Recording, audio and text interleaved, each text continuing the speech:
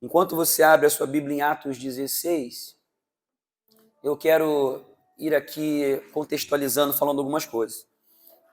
Há 3 semanas atrás, eu e minha esposa estávamos lá na Grécia. Foi uma viagem missionária, foi algo que Deus direcionou, nós não pretendíamos ir para lá, era para outro lugar, no nosso aniversário de casamento, mas depois nós entendemos que Deus estava nos conduzindo para lá para poder entrar em alguns contextos, visitar algumas cidades bíblicas e entender algumas coisas. Na verdade, nós ainda estamos entendendo, estamos processando aquilo que recebemos, que vivenciamos, que visualizamos, que compreendemos de uma forma mais ampla. E justamente o objetivo é para compartilhar com você. Deus nos enviou para lá para absorver isso que Ele então pretendia, para poder compartilhar com você e trazer aquilo que está no coração de Deus para os nossos corações. Então, Atos 16, a partir do versículo 6, fala da segunda viagem missionária de Paulo. Paulo tinha feito a sua primeira viagem, então Deus conduziu para a segunda viagem missionária. Eu quero aqui então ler com você a partir do versículo 6. Diz assim: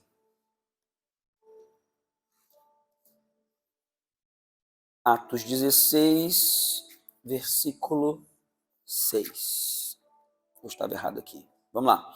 Paulo e seus companheiros viajaram pela região da Frígia e da Galácia, tendo sido impelidos pelo Espírito Santo de pregar a palavra na província da Ásia. Impedidos.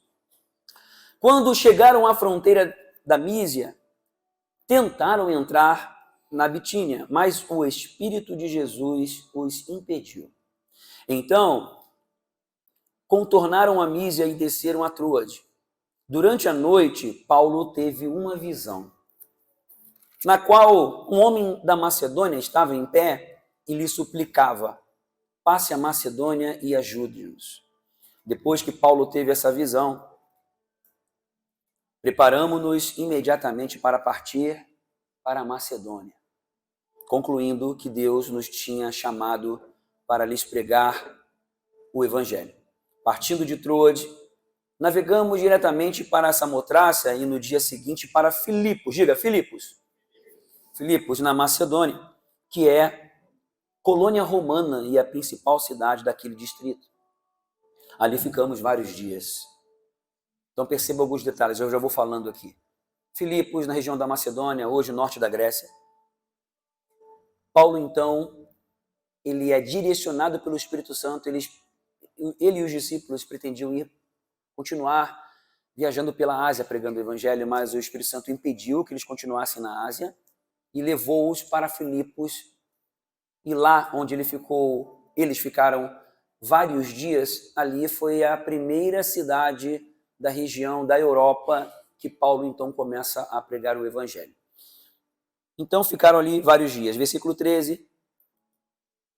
No sábado saímos da cidade e fomos para a beira do rio, onde esperávamos encontrar um lugar de oração. Sentamo-nos e começamos a conversar com as mulheres que haviam se reunido ali. E aí então começa a acontecer o mistério. Ele conhece Lídia, e a conversão de Lídia, que era uma empresária, era uma empreendedora, e tinha a sua família, Lídia e a sua família se convertem, e acontece muito sobrenatural lá em Filipos. Ali é o início da segunda viagem missionária de Paulo. Paulo então sai de Filipos, eu quero te contextualizar no que aconteceu. Sai de Filipos, na região da Macedônia, ele sai e vai para Tessalônica, que hoje é chamado Salônica, é a segunda maior cidade da Grécia hoje, a primeira é Atenas, a segunda é Tessalônica. De Tessalônica, então, Paulo e seus discípulos descem para a região da Caia, que é a região de Atenas. Desce para Atenas, e quando fala assim, a gente vê na Bíblia, parece que foi um pulinho, né? Daqui para Blumenau, né? Não. Né? Eu fiz esse trajeto lá, de Filipos para Tessalônica, leva 1 hora de carro, e eles não tinham carro. O transporte era navegando ou era caminhando, e eles caminhavam bastante.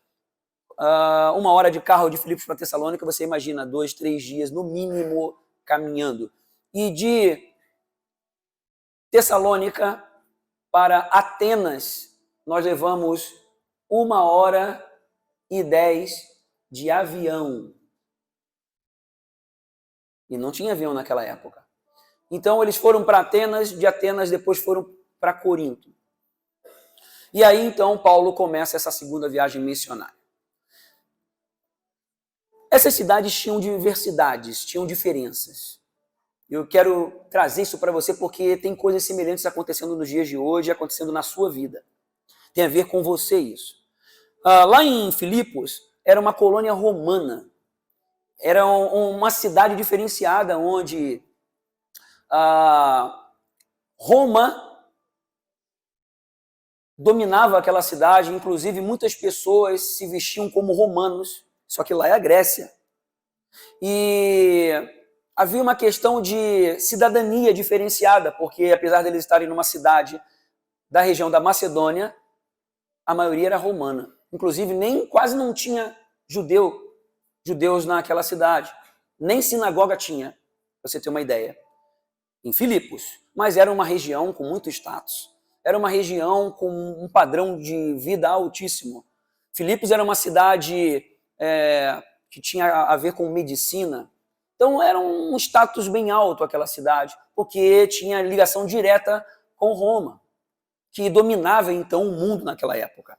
Ok, Paulo então vai lá, prega o evangelho, fala com Lídia, vai preso porque falou do evangelho, e tivemos a oportunidade de estar lá na região, no sítio arqueológico de Filipos, e estar lá na prisão onde Paulo foi preso, e a prisão que balançou tudo, os presos foram libertos todos, o carcereiro fica apavorado, você vê logo em seguida ali, o carcereiro vai se matar, e aí Paulo impede, opa, estamos aqui, não se mata não, e a família do carcereiro, com o carcereiro, todos conhecem a Jesus, entregam a sua vida para ele, e começa uma nova história.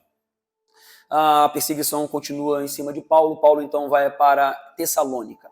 Tessalônica é outro padrão, é outro planeta.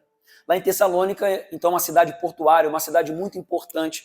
Vai lembrando aqui, né? Itajaí, Navegante, Blumenau, Florianópolis. A gente compara aí, então, a Filipos como Florianópolis. E aí a Tessalônica como Itajaí, cidade portuária, né? O comércio marítimo passando por ali, região super importante na região da Grécia, aonde tinha ali a Via Ignácia, que vai de Filipos, a ligação da Ásia para a Europa, existe até hoje, só que agora é pavimentada. E uma região de fundamental importância, mas também lá havia muita idolatria, havia um contexto espiritual muito pesado. Paulo depois sai de Tessalônica, desce, vai para Atenas. Aí Atenas você já deve ter visto em imagens, em filmes, em vídeos.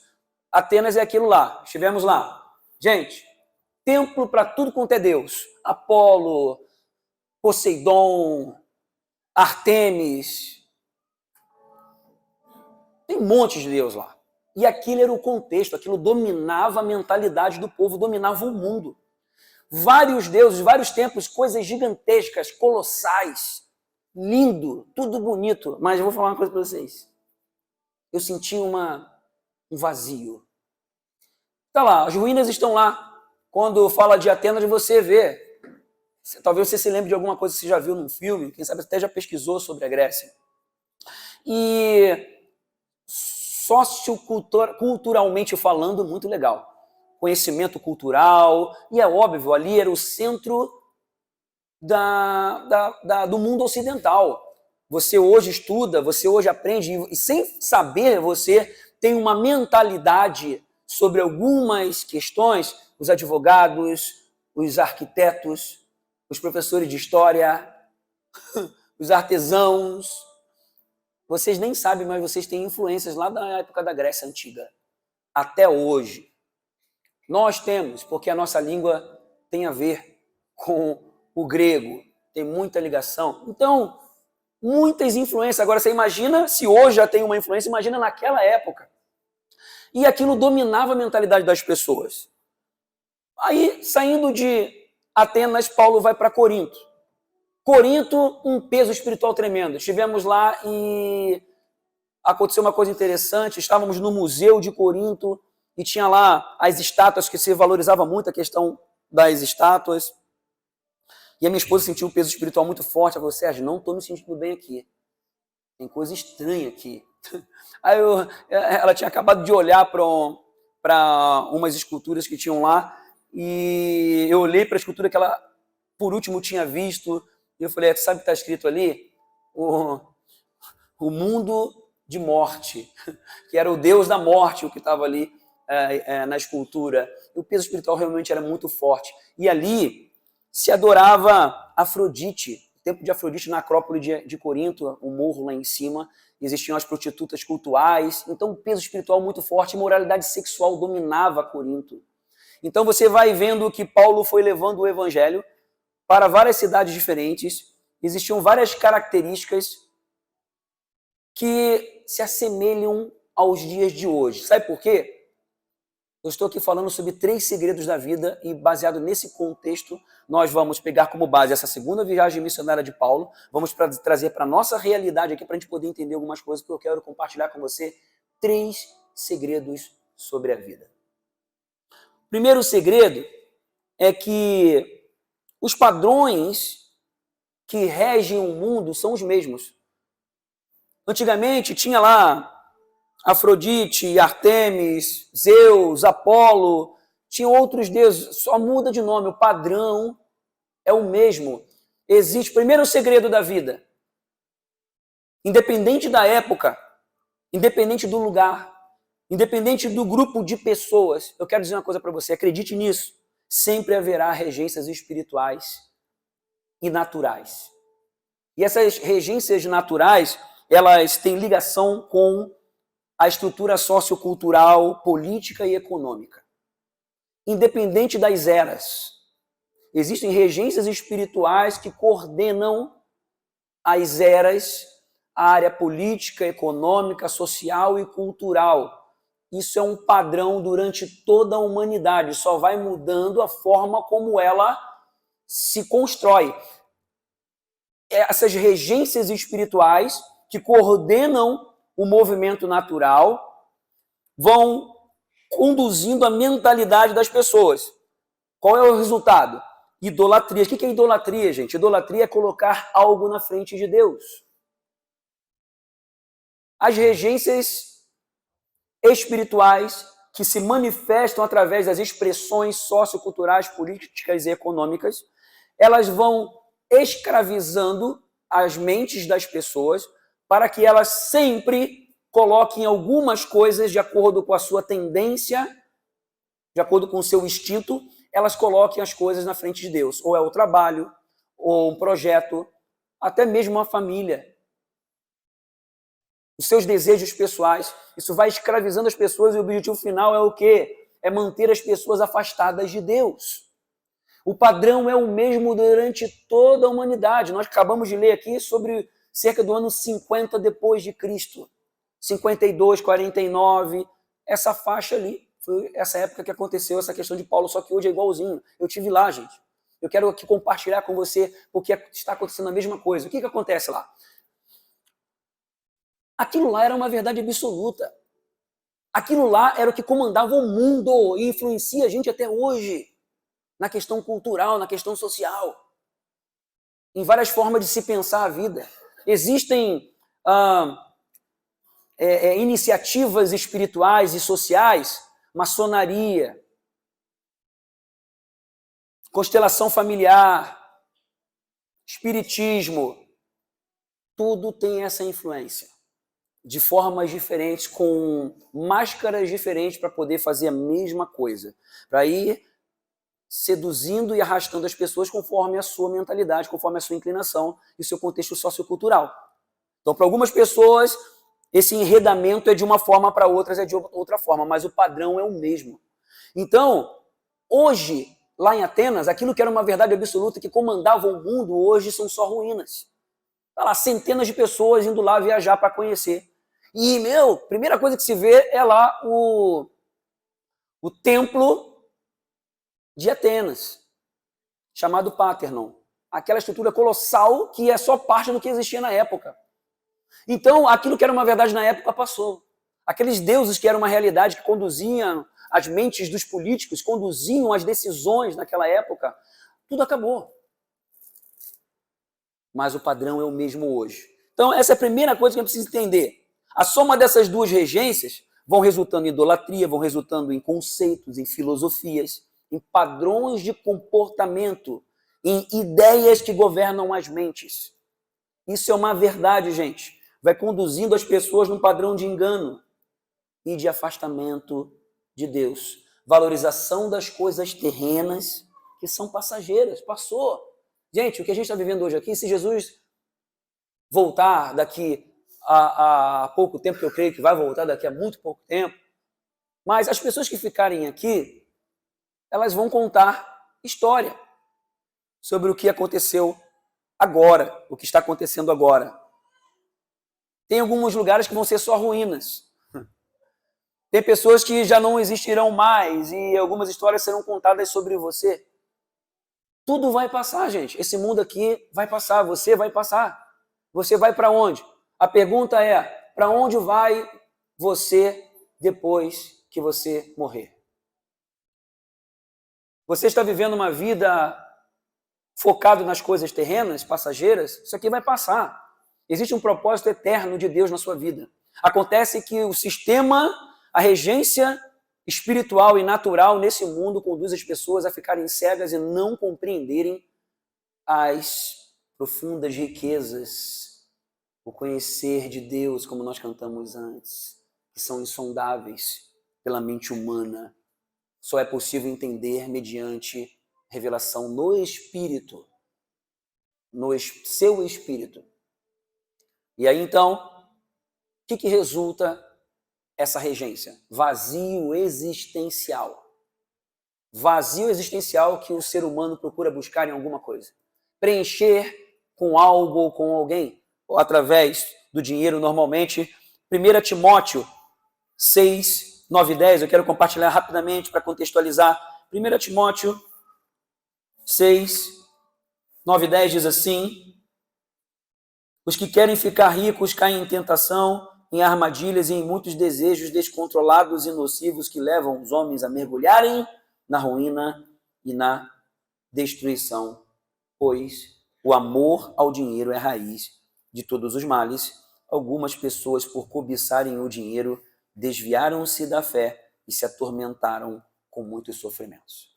Veja aqui que o problema não é o dinheiro, o problema é o quê? O amor ao dinheiro. Dinheiro é bom? Sim ou não? Aqui, só para você entender, não está aqui se falando algo, Paulo não está falando que você não deve desejar ter prosperidade financeira. Não é isso que ele está falando, porque a palavra de Deus nos ensina a sermos prósperos financeiramente também, tá? E isso é importante, mas a finalidade é outra. A finalidade é justamente nós multiplicarmos o reino de Deus aqui na Terra. O que acontece? O ser humano busca riqueza para si próprio, dá alguma coisinha, uma esmola, até para aliviar a consciência, e faz a sua parte social para ficar até bem perante a sociedade, mas não vive um propósito eterno com os recursos que tem nas suas mãos. E os cristãos também não. Grande maioria. Poucos entendem isso e fazem do dinheiro um meio, não um fim. A maioria faz do dinheiro o fim e não o meio. E, na verdade, as riquezas, o dinheiro, são instrumentos, são ferramentas para nós vivermos a missão que Deus nos deu. Mas a grande maioria não compreende dessa forma porque vive em prol de suprir as suas necessidades. Porque isso tudo que eu estou falando faz parte dessa mentalidade que rege sobre a humanidade. Sempre foi assim. E vou falar uma coisa para você, sempre vai ser, porque tudo, já percebeu, tudo é conduzido pelo amor ao dinheiro, pelo amor ao poder, tudo, a política, a economia, tudo. No final das contas, você vê, os interesses são colocados de uma forma, mas no final, o que se quer é o quê? É poder, é dinheiro e riqueza.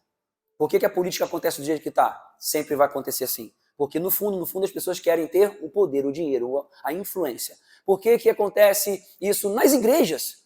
Até nas igrejas. O quê? Manipulação, para se conseguir dinheiro, para poder, através da fé, conseguir riqueza. Tudo errado. Tudo errado.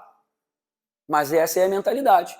Assim como Paulo também ensinou, baseado nessas experiências que nós acabamos de ver agora, tal como essa da segunda viagem missionária, Paulo aqui então dá a instrução para Timóteo e explica isso para ele.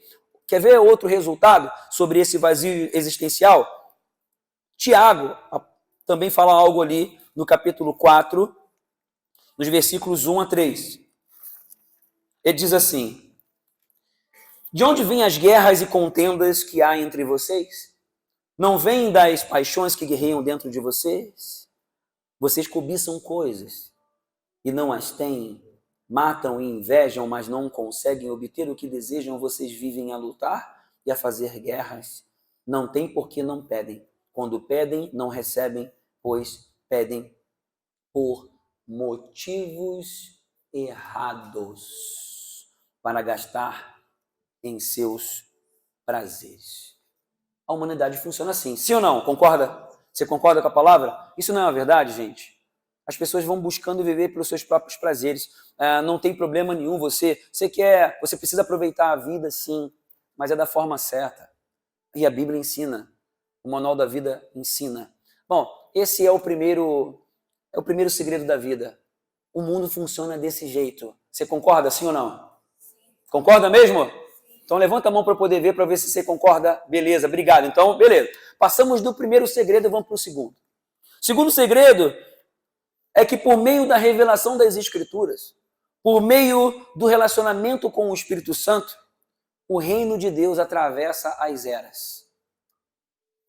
O reino de Deus atravessa as culturas, atravessa as gerações. O que comandava o mundo naquela época, há 1950 anos atrás, que comandava o mundo e ainda há influências socioculturais em você, aquilo tudo acabou. Mas a palavra de Deus que Paulo estava pregando lá continua falando com você até hoje, transformando vidas. Estávamos no retiro espiritual nesse final de semana. Gente, muito sobrenatural, muito mistério de Deus. Pessoas sendo curadas, libertas, chegando mais perto de Deus, ouvindo a Deus, anjo aparecendo. Alguns anjos apareceram lá. Uns conseguem ver, outros não. Eu não tenho visão aberta, né? Já pedi para Deus várias vezes: Senhor, deixa eu ver uma coisinha, mas Deus não deixa. Deus não deu até hoje. Alguns aí veio, né? E relataram lá, né? Eu só fico imaginando. Às vezes eu sinto a presença. Eu não falei para vocês lá. Numa hora tinha um anjo do meu lado, a cortina balançava aqui assim, e parecia que eu via. Eu acho que é aquele que tu falou, o do príncipe lá. Tava do meu lado aqui, a gente tava adorando, e a cortina mexia assim, ó. Vinha. Aí eu olhei assim, botei a cortina. Tem uma janela aqui atrás? Não tem janela. Era uma parede, e a cortina mexia. E eu sentia, sabe quando você sente alguém atrás de você? Já teve aquela sensação? Você sente alguém atrás aqui, você faz assim, já percebeu? É desse jeito, eu tava... eu acho que era mais ou menos dessa altura, assim, ó, eu imagino. Era mais alto? O Marcão viu. Gente, mistérios sobrenaturais. A palavra de Deus, o relacionamento com Deus, o relacionamento com o Espírito Santo atravessa as eras. Nesse mundo aqui podem haver domínios, podem haver principados, podem haver mudanças socioculturais, políticas, econômicas, mas o reino de Deus vai permanecer para sempre. O mundo vai passando, as pessoas vão morrendo. Aquelas pessoas da época que acabamos de ler aqui, todas elas já se foram. Acabou, gente, já morreram. 1950 anos atrás. Pessoas de 300 anos atrás já morreram. Você já percebeu? Você vai morrer. Fala para a pessoa do seu lado assim, você vai morrer.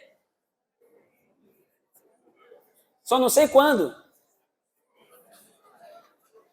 Pergunta aí, será que vai ser essa semana?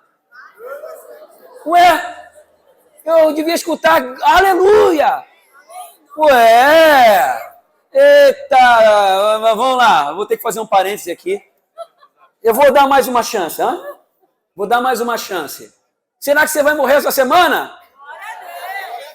Eita, lá, mãe. Olha só, quem sabe para onde vai e sabe o que vai ter depois? Morrer é lucro. Que em nome de Jesus caia por terra todo medo da morte. Porque a morte, sabe o que é? É você ir para perto de Jesus. Se você tem Jesus, né? Se não tem, aceita ele hoje, não perde oportunidade não. Né? Mas que não seja pelo medo, tá? Não é pelo medo, meu Deus, se eu estou morrendo, tu vai para o inferno. Né? A gente não quer que você vá para Jesus por medo, mas pelo amor. Porque ele te ama demais. Por isso ele te trouxe aqui hoje. Aí você deve estar achando aí, não, eu decidi. Você que está visitando, preste atenção, você que está visitando hoje aqui. Você acha que você decidiu vir hoje? Sabe nada, inocente. Deixa eu te falar uma coisa. O Espírito Santo vai trabalhando, ele promove o querer e o efetuar. Te trouxe hoje para você ouvir essa palavra hoje. Essa palavra hoje. Ele tem um negócio com você. Segundo segredo é que a palavra de Deus continua agindo. Veio perseguição, a perseguição continua. A gente vive uma situação muito tranquila aqui no Brasil, mas em vários países pessoas agora estão morrendo, pessoas agora estão sendo enforcadas, pessoas agora estão recebendo facada no peito, tomando tiro, sendo perseguidas, famílias sendo assassinadas por causa do amor do Evangelho, por causa da salvação eterna das pessoas. A gente não vive essa realidade, não tem noção, mas está acontecendo agora. Eu estou em alguns grupos missionários e a gente fica mais próximo de algumas realidades que a gente aqui no dia a dia nem lembra, nem sabe, a maioria nem sabe. Mas como tem pessoas hoje sofrendo por amor ao Evangelho. Sabe por quê? Porque entenderam o significado dessa vida e sabem para onde vão. E sabem o que vem depois. Tudo muda, gente. Tudo muda. Então, que você possa abrir o seu coração para viver mais espiritualmente. Né? Saímos desse retiro e é tão assim, dá vontade de ficar lá, né? Porque é céu muito perto, é presença de Deus latente, não dá vontade de ir embora. A gente vai embora, fica, eu queria ficar, esse retiro podia ser uns 5 dias, né? 10. Aí a gente ia ficar 10 dias, podia ser 15, né? A gente lá no mistério, glória a Deus, e sobrenatural, e parece que Deus está ali, o ambiente encharcado. É esse ambiente de culto que quando está adorando, né, a gente sente a presença de Deus, é isso aí multiplicado exponencialmente, a presença de Deus.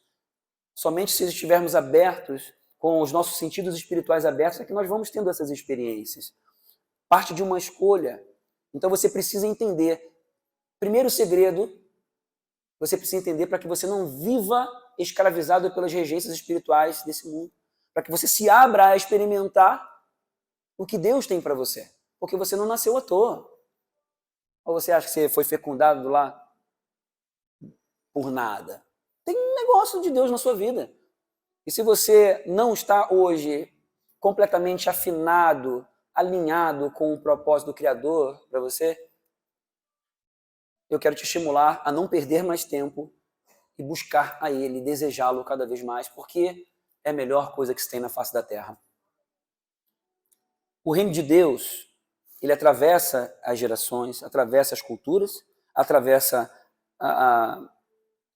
tudo o que a gente acha que hoje é verdade, e que na verdade tem muita mentira. Mas o reino de Deus é uma verdade que se sobrepõe a tudo isso. E eu quero pedir para você ler 1 Coríntios 1. 1 Coríntios, primeira carta de Paulo. E essa carta é para a igreja de Corinto. Aquela lá onde existia muito peso espiritual. Aquele lugar onde Paulo teve que ensinar, falando ali no capítulo 13, falar sobre o amor, porque o que se entendia sobre amor lá em Corinto era um amor erotizado. Engraçado, né? Alguma semelhança com os dias de hoje não é mera coincidência, porque as influências espirituais são as mesmas. Mas ali, no capítulo 1, Paulo ensina algo poderoso para a igreja de Corinto e para você e para mim. No versículo 18, preste atenção, gente, fala exatamente dessa contraposição do mundo natural e o mundo espiritual. Do reino de Deus e esse mundo que a gente vive. Do que a gente sente com os sentidos naturais e do que está disponível para podermos experimentar com os sentidos espirituais. Pois a mensagem da cruz é loucura para os que estão perecendo. Mas nós, diga eu, que estamos sendo salvos. Você está sendo salvo? Você recebeu Jesus? Então você está aqui dentro. Se não recebeu, enche essa ficha, pelo amor de Deus. Bota aí, ó, aceitei Jesus, me reconciliei com ele, estava afastado mesmo. Como é que eu faço? Eu quero estar dentro, eu quero entender como é que é, quero aproveitar a oportunidade. Tu não vai se arrepender não, pode ter certeza. Das duas, uma. Ainda que você fique meio resistente, eu vou te dizer uma coisa. Tenta para você ver. Tenta. Por quê? Se você continuar incrédulo, beleza, pelo menos tu vai aprender alguma coisa sobre as escrituras, sobre ensinamentos específicos, sobre coisas bem legais, sobre comportamento humano, sobre espiritualidade, ainda que a sua vida não mude nada. E a outra possibilidade, outra alternativa é a sua vida mudar. E você se aproximar de Deus e conhecer a Ele pessoalmente. Então, fica aí a dica para você. Mas vamos continuar aqui. Nós que estamos sendo salvos é o poder de Deus. Para nós, essa loucura para o mundo é poder de Deus. Pois está escrito, destruirei a sabedoria dos sábios e rejeitarei a inteligência dos inteligentes. Eu li isso aqui, gente. Sabe o que vem na minha mente? Paternon. Aí eu olhava, o Paternon estava aqui, gigantesco. Aí eu olhava para o lado, estava o templo de Artemis. Aí olhava para baixo, o teatro de Dionísio, uma construção magnífica. Domingo, agora tem o recarregue. Todos os mobilizadores. Nós vamos ter o culto de manhã, 1h da tarde nós teremos o recarregue, vai ter o almoço meio-dia, então você faz a inscrição no link, você que é mobilizador de grupo de crescimento ou de ministério, e o pessoal todo da música e do som, nós teremos meio-dia almoço, se você quiser, R$10, né, faça a inscrição lá. Se não quiser vir para o almoço, venha 1h da tarde, reunião de 1h até 2h30. Por quê? Por que eu estou falando isso? Porque eu lembrei do templo, do teatro de Dionísio, que tem uns mistérios que eu quero falar para vocês, compartilhar no domingo, a seguir cena dos próximos capítulos, fecha parênteses. É só para deixar água na boca. E aí, fomos ali embaixo, no sítio arqueológico, Templo de Apolo. Apolo, meu Deus, poder, sabedoria. Acabou tudo. Aí eu leio, rejeitarei a inteligência dos inteligentes. Eu vi um exemplo vivo. Onde está o sábio? Tem uma foto ali que está, de um lado está o Confúcio, a estátua, do outro lado está o... Agora não me lembro se é Aristóteles ou é o Sócrates. Está aqui. Aí eu fiquei pensando, né? Nossa filosofia hoje muito fundamentada. Sócrates, Platão, Confúcio, dependendo da linha que você segue. Mas tudo passou. E Jesus está vivo. Jesus está vivo. Ressuscitou. Continua com a gente. Fala com a gente. Quem é que fala com Jesus? Levanta a mão, bando de maluco. Vocês são tudo louco. Jesus fala com vocês? Fala! Vocês são um bando de maluco. Tudo louco. Piradinho. Loucura. Uma vez uma pessoa pergunta pra mim, tá, como assim que Deus fala contigo? Cara, Deus fala comigo. Eu falo com ele, mas como assim? Como é que é isso? Aí ficou encafifado, ficou injuriado. Como assim? Aí eu percebi que estava falando de um jeito assim, como se eu estivesse me achando. Como assim? Deus, tu é tão especial assim para Deus falar contigo? Aí eu entendi. Falei, então... Não, cara. Deus fala com qualquer um. Que quiser. O Deus Todo-Poderoso que criou céus e terra, Ele fala com você, cara. Se você quiser. Se você abrir seu coração. Aí ficou meio... Aí piorou a conversa. Acho que ele achou que eu era maluco. Aí desviou a conversa. Não. Aí normalmente quando se fala sobre essas coisas, a pessoa puxa o assunto de religião. Não, mas a minha religião é tal. Eu falei, cara, esquece religião, velho. Esquece. Deus não tem nada a ver com religião, não, rapaz. IBG, evangélico. Eu não sou evangélico, eu não sou crente, não sou nada disso aí.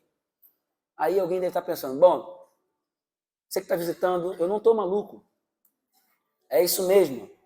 Socialmente falando, a gente se identifica com um segmento, correto?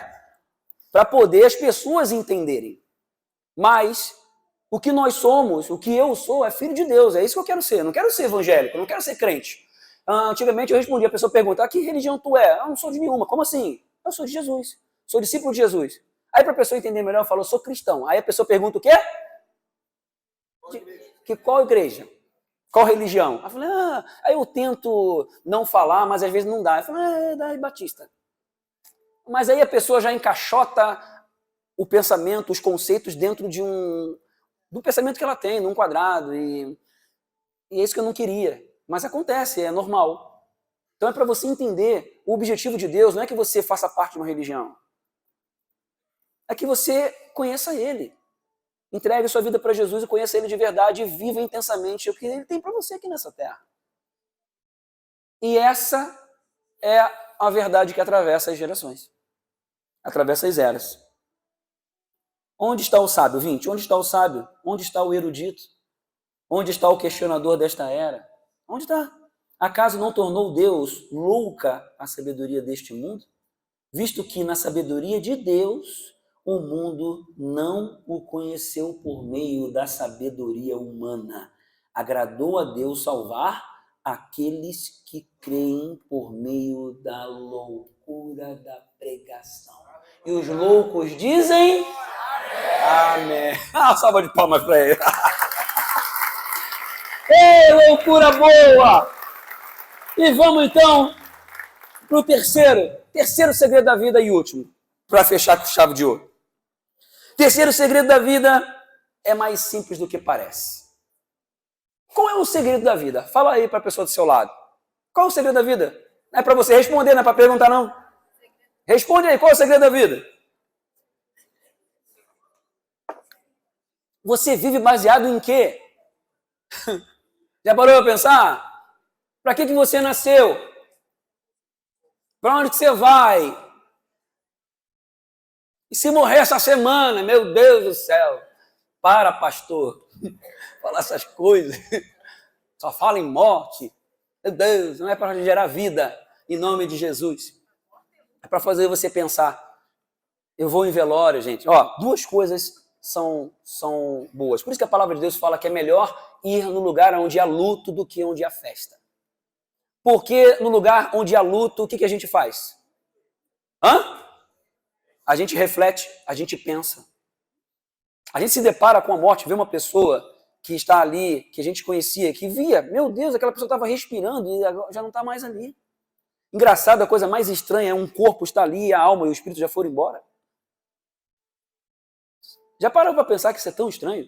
Eu já fiz dezenas, talvez, não sei, centenas.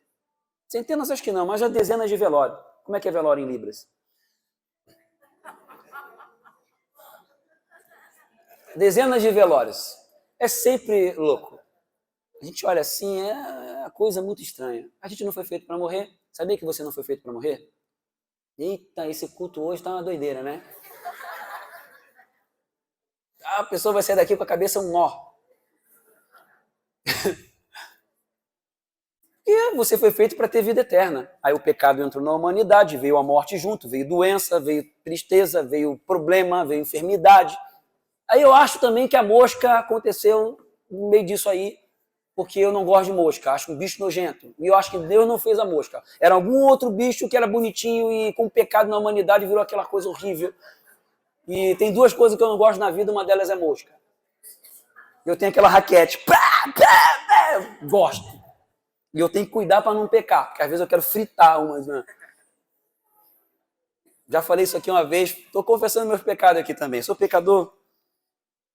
Eu tento não fritar a bichinha, só matar. E aí, onde é que eu estava mesmo?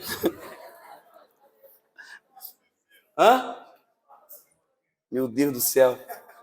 Terceiro segredo da vida. O terceiro segredo da vida tem a ver com amor. A gente vai conduzindo a nossa vida em função do trabalho, em função do dinheiro, em função das conquistas, em função dos projetos, e às vezes não em função de nada, só vive igual aquela... Meu Deus, hoje eu tô pra isso, gente, acho que estranho. Acho que foi o retiro.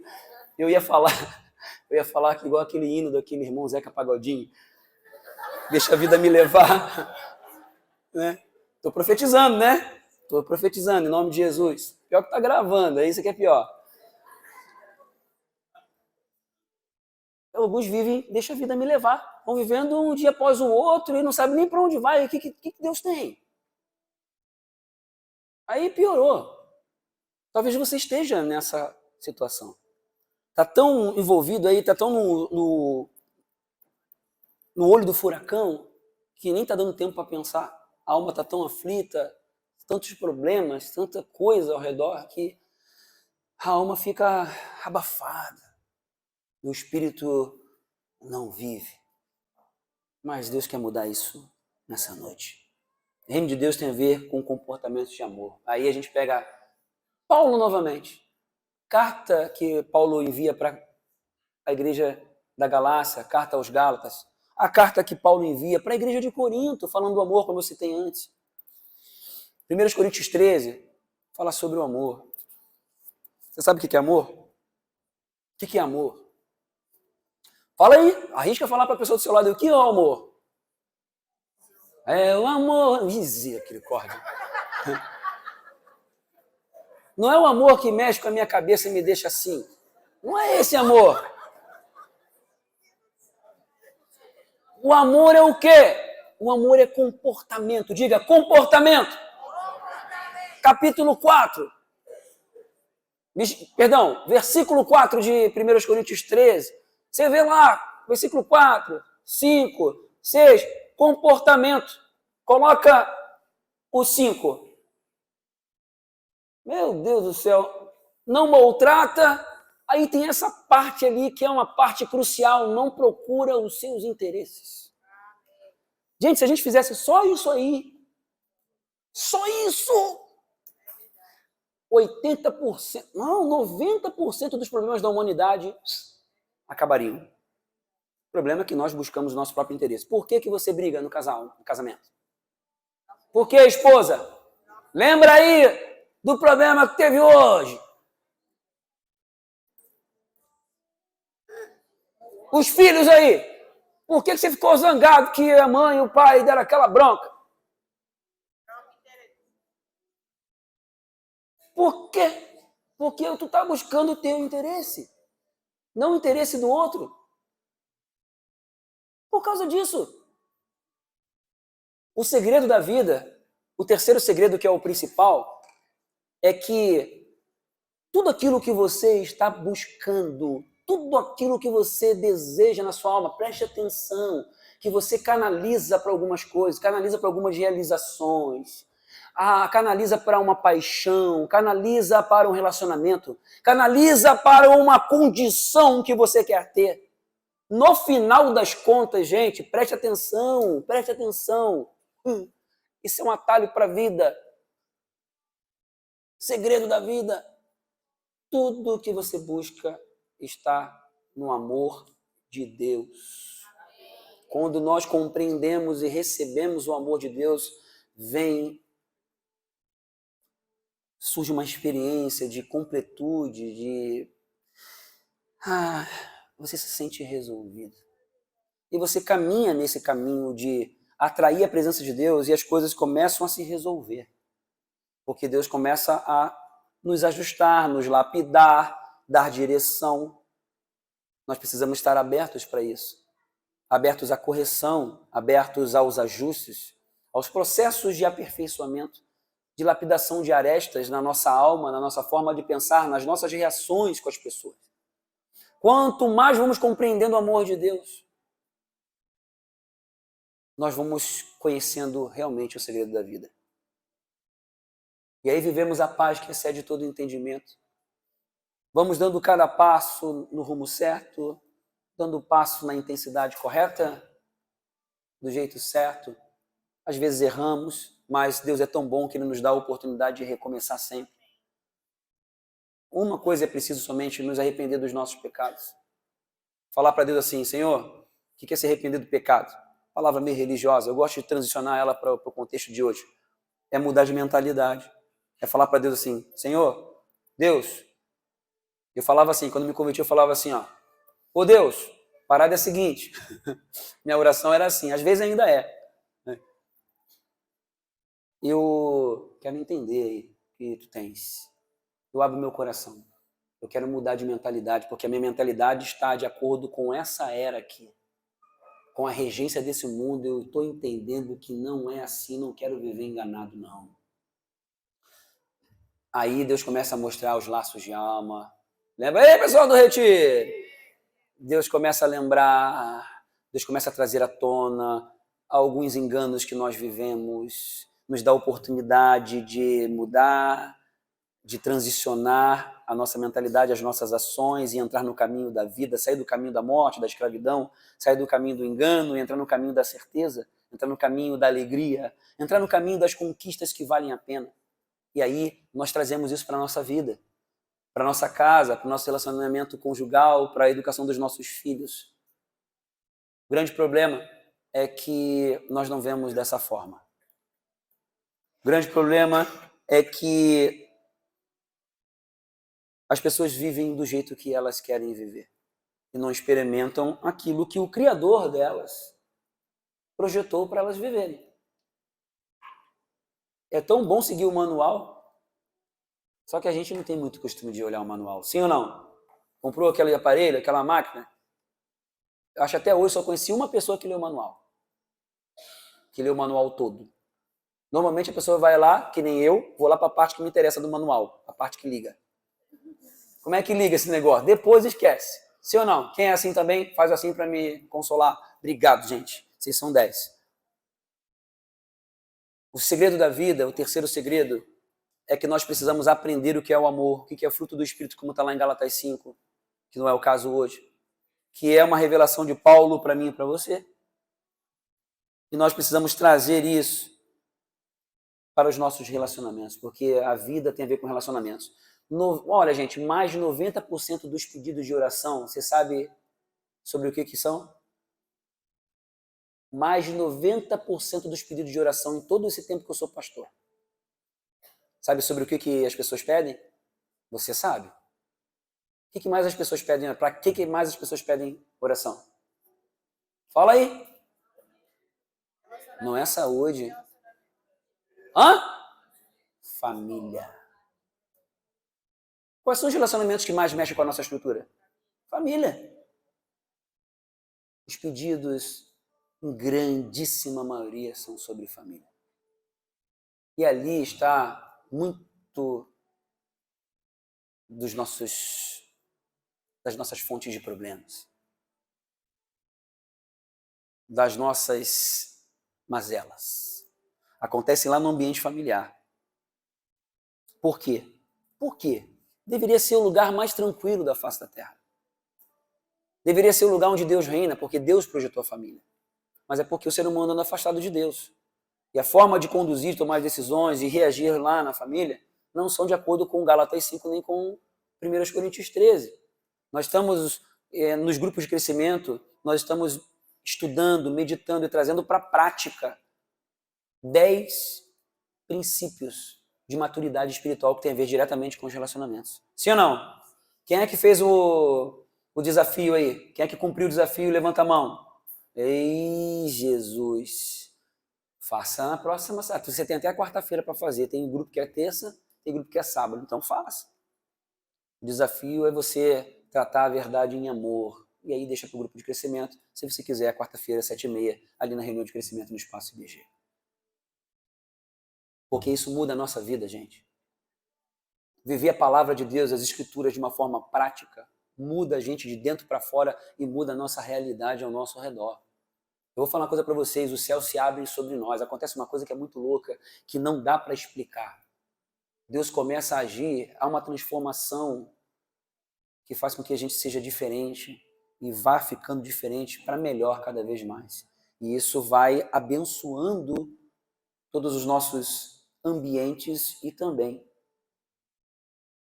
tudo aquilo que a gente coloca as mãos e onde nós colocamos os pés. Isso é promessa de Deus. E Deus quer que você viva isso. Então, essa reflexão, ela aponta para uma análise da seguinte forma: qual é a regência que tem reinado sobre a sua vida? O que tem prevalecido nas suas condutas, nos seus pensamentos, nas suas decisões? Quais têm sido as suas prioridades? Como é que você tem conduzido os seus relacionamentos? Como é que está o teu relacionamento lá na sua casa? Como está a sua família? Você é um agente de trazer o céu para dentro da sua casa? Você está caminhando no projeto que Deus tem realmente para você, no caminho de paz? Você tem certeza do que você está fazendo? Será que a tua forma de pensar hoje é a verdade? Será que você não tem recebido o pensamento desta era, deste mundo, e está vivendo um engano como muitos viveram durante toda a existência humana? E você tem encarado as coisas espirituais como loucura, uma coisa distante? Como que você tem lidado com as ofensas? Você perdoa as ofensas dos outros? Você tem delicadeza no falar com as pessoas? Você procura falar? Ainda mais quando você está com a cabeça quente, quando a chapa esquenta. Você se importa com o sentimento dos outros? Você busca o interesse do outro ou busca o teu? Você tem humildade para reconhecer seus erros? Ou você se justifica e se coloca na defesa?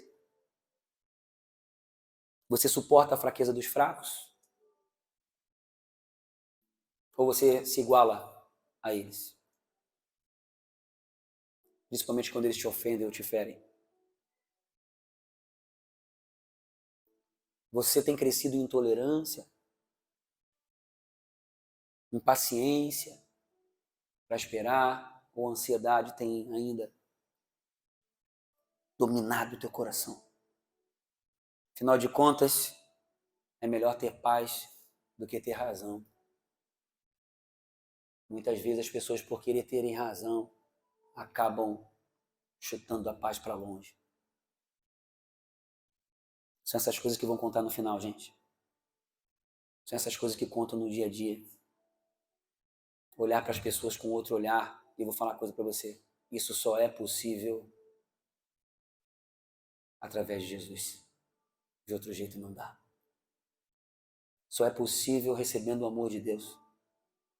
Só é possível mergulhando nesse amor, querendo conhecê-lo de verdade. Romanos 15, para a gente fechar. Versículos 1 a 7 diz assim: nós que somos fortes. Aqui fala dos filhos de Deus. Não é do crente, nem evangélico. É daqueles que andam com Deus. Nós que somos fortes. Devemos suportar as fraquezas dos fracos e não agradar a nós mesmos. Isso aqui é palavra de outro nível. E não agradar a nós mesmos. E eu poderia até pedir para você falar assim, ó, eu não quero agradar a mim mesmo, mas acho que eu vou forçar a barra demais. Mas se você quiser falar para você mesmo aí, você pode falar para Deus, Senhor, me ensina esse negócio aí, porque está longe da minha... É contra-instintivo, gente. É contra a nossa natureza humana que está controlada pelo pecado. É isso aí. Agora, quando a gente olha com a lente do Espírito para as pessoas, aí a gente fala, tem coisa que eu vou fazer, não vou agradar a mim mesmo por amor às outras pessoas. E as mães sabem do que eu estou falando, que as mães fazem muitas coisas que não agradam a si mesmo para agradar, para poder abençoar seus filhos. Sim ou não? E não agradar a nós mesmos. Versículo 2. Cada um de nós deve agradar o seu próximo, para o bem dele, a fim de edificá-lo. Isso é palavra de Deus para mim e para você. Reino de Deus. É bom demais ver isso. Pois também Cristo não agradou a si próprio, mas como está escrito, os insultos daqueles que te insultam caíram sobre mim. Pois tudo o que foi escrito no passado foi escrito para nos ensinar, de forma que, por meio da perseverança que precisa e do bom ânimo, procedentes das Escrituras, mantenhamos a nossa esperança. O Deus que concede perseverança e ânimo, dê-lhes um espírito de unidade, segundo Cristo Jesus. Só Ele mesmo. E que venha essa unidade na sua casa. Diga, eu recebo. Na sua família. Para que com um só coração e uma só boca vocês glorifiquem ao Deus e Pai de nosso Senhor Jesus Cristo. Portanto, aceitem-se uns aos outros. Como é difícil aceitar quem é diferente de nós. Da mesma forma como Cristo os aceitou, a fim de que vocês glorifiquem a Deus. O segredo da vida está no amor. nas pequenas coisas. E que em nome de Jesus, esse segredo da vida, que é o amor de Deus, entre no seu coração e transforme as tuas realidades. Amém? Vamos orar, vamos ficar de pé.